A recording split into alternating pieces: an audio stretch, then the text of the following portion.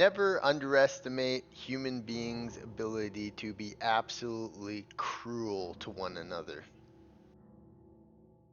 And well, through all of human history and even today, torture is a method used for all types of punishments. One particular time in human history has become synonymous with absolutely abhorrent methods of execution and torment. That time, of course, was the famous Middle Ages, which occurred sometime around 500 AD to the 15th century Renaissance period. A time quite literally of unchecked human power and control. A time of famine, a time of war, and a time of incredible authority bestowed upon individuals. The medieval era led to some unimaginable, horrific devices used to control, silence, and oppress others. And well, inflicting pain upon a person is something that the medieval age was no stranger to. Sometimes it's the most sinister devices used can really warp the human mind. Dungeons were self-explanatory, a place where they could captivate human beings and perform all manner of terrible deeds onto others. But one method is absolutely abhorrent to envision. An oubliette, from the French word oublier, meaning to forget, is a type of basement room or dungeon accessible only through a small hatch or hole in the ceiling, designed to imprison someone effectively to forget them forever.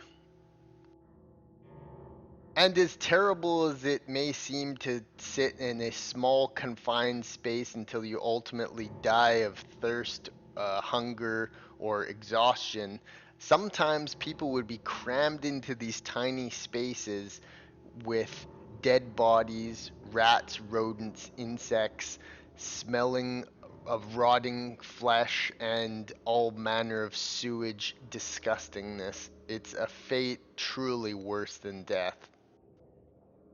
Sometimes these holes were so deep the prisoner couldn't even reach up to the latch itself, or sometimes there was exit points where the prisoner could hang his head or hands outwards to plead for his innocence.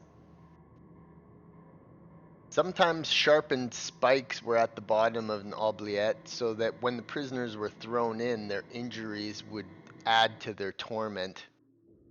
It's unknown exactly how many met their fate in these terrible sarcophaguses, but Leap Castle in Ireland, as well as Warwick Castle in England, and also Nottinghamshire in England, all had oubliettes full of corpses. Imagine, if you will, alone in total darkness. The only shred of light filters feebly through the grate far above your head. For 5 days you sit against the cold dark stone, hearing the dining and festivities going on throughout the castle. The screeches of rats and insects all around you, feasting upon the decomposing flesh of other prisoners before you. Praying to die, but not quite there yet, as a rat feasts upon your rotting leg. This type of punishment in today's world is seemingly completely and utterly alien, but this and other terrible punishments occurred in history. The oubliette is truly a method of unspeakable horror, and it's unknown really how many vagabonds, criminals, murderers, and whatever met their fate by this truly awful way of torment and death. And although I would imagine many people found their way out of this unspeakable place through confessions, through uh, re- repenting their sins, and other ways. I would imagine many were simply so hated amongst the elite of the time that they were just simply put in this dark, decrepit place and just simply, like the name suggests, forgotten and not even given the rites of a proper burial. So yeah, pretty absolutely horrific fate to imagine. And although you could pick a handful of terrible torments from the Middle Ages and beyond, this is one that just psychologically really does you in, because that fear of thought of just being spending your last final days in complete and utter madness, in total darkness, is just a fate that cannot be imagined.